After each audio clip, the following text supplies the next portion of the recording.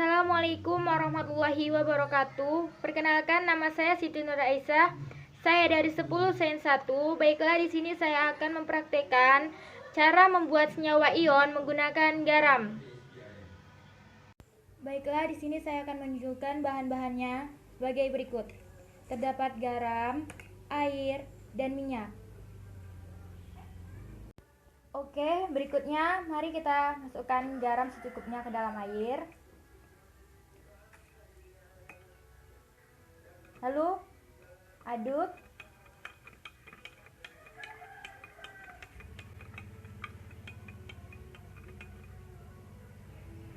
Bisa ditambahkan garam sedikit lagi. Kedua yaitu masukkan garam secukupnya ke dalam minyak. Lalu aduk.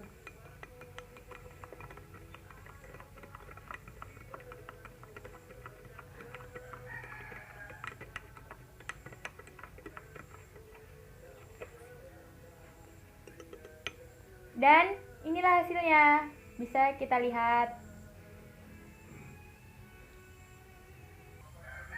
Baiklah, dari sini kita bisa lihat bahwa garam yang dimasukkan air dapat larut dan garam yang dimasukkan ke dalam minyak tidak larut. Di sini kita bisa lihat bahwa NaCl larut dalam air karena senyawa polar. Sedangkan minyak tidak larut karena NaCl tidak mengandung polar. Kok NaCl tidak? Baiklah, dari percobaan ini kita bisa dapat melihat bahwa air gerak.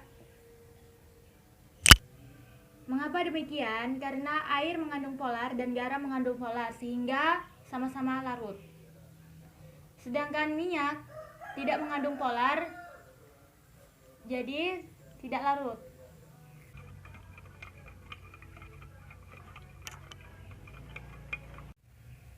Baiklah, di sini ada beberapa sifat senyawa ion.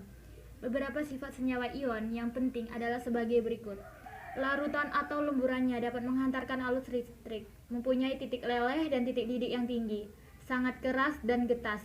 Pada umumnya larut dalam pelarut polar dan tidak larut dalam pelarut non-polar. Sifat senyawa kovalen. Sebelum melanjuti praktek yang kedua, di sini saya akan memberitahukan sifat-sifat senyawa ion dan sifat-sifat senyawa kovalen.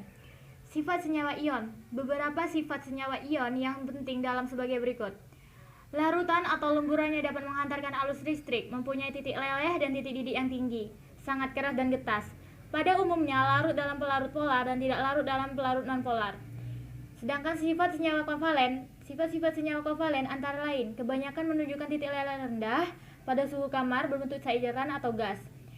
Larut dalam pelarut non-polar dan sedikit larut dalam air, sedikit menghantarkan listrik, mudah terbakar, dan banyak yang berbau.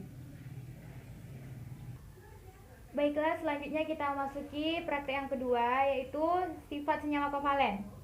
Di sini kita akan melakukan sifat senyawa kovalen. Pertama, masukkan ke dalam air. Masukkan air ke dalam gelas. Baiklah, kita akan melakukan gaul. Baiklah, selanjutnya masukkan air ke dalam gelas secukupnya.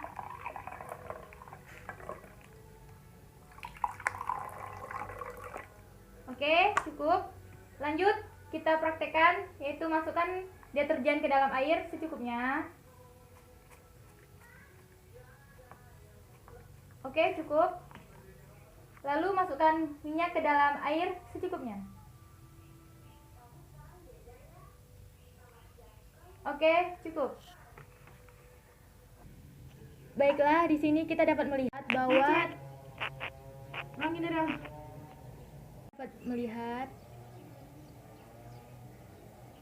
deterjen larut dalam air.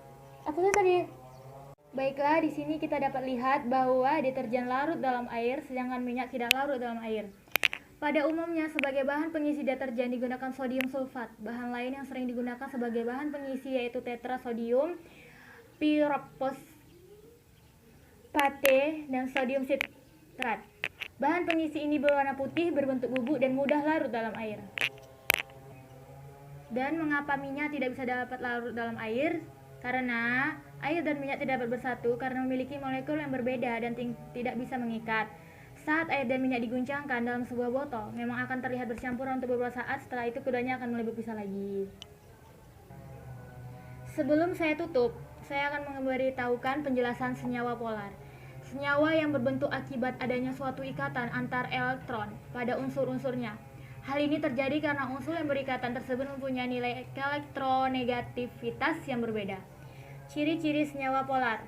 Ada beberapa ciri-ciri senyawa polar yang diantaranya itu dapat larut dalam air dan pelarut polar lain, memiliki kutub plus dan kutub min akibat tidak meratanya distribusi elektron.